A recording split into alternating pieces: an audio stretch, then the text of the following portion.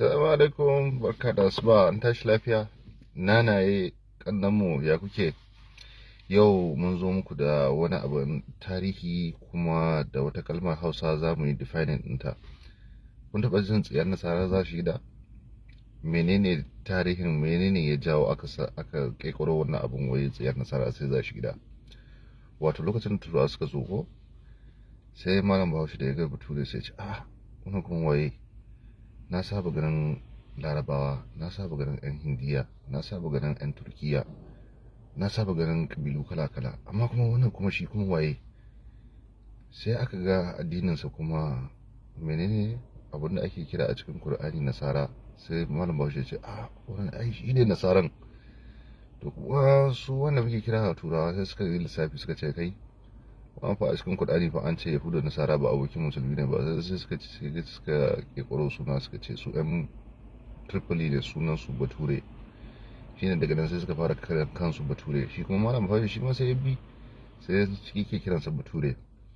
So haka sunan sai ya canza daga Nasara ya dawo Bature. Amma kuma wannan definition ɗin tsayar Nasara sai za shi gida yaushe ya bullo a lokacin turawa za su bar ƙasa za su tafi, suka kwashe duk kayansu da aka shiga gidajensu aka bincika aka gani ba abin da ya rage, banda shi gidan da aka gina ba abin da ya rage, ko pencil ko cleaner ma duk komai da kuma an tafi da shi.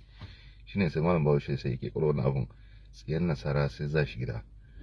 To kun ga yanzu wannan Buhari abin da yake yi neman kuɗin da zai canza, shi ma tsiyar nasara sai za shi gida. Wato shekara da shekaru ya saka mu muka shiga cikin layi, aka yi BVN, aka yi KYC, aka yi waya din nan, duk kowa dole sai ya haɗa bankinsa da wannan abun. Muke ganin meye fa'idansa, menene. To ashe ƙarshen abin da yake so ya yi kafin ya tafi shine ya canza kuɗin. Yanzu mai miliyan 50 attajiri in ya kai banki sai ya gaya wa banki ta ina ya samu wannan kuɗin, sai ya gaya wa EFCC ba wa banki ba. Banki kawai aikinsu za su gaya wa EFCC wato wani kaza ya kawo miliyan 50, yanzu ya rage wa EFCC me za su yi, za su bincika shi, za su yi menene, ya rage musu.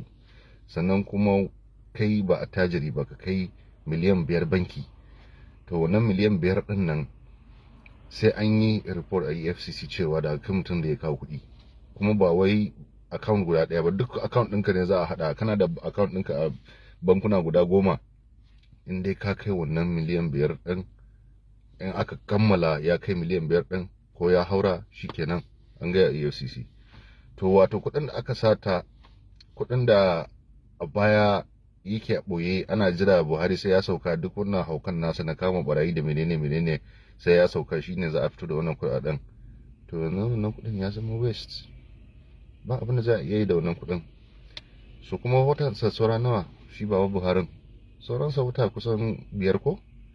To kun ga shine ake kira da Hausa tsiyar nasara sai za shi da. Baba Buhari ya yi musu. Wannan ba ma 1-0 ne ba, wannan 10-0 ne. Baba Buhari ka nuna musu cewa kai ne asalin ɗan siyasan, wallahi duk sauran nanaye ne a gabanka, mun yadda da kai.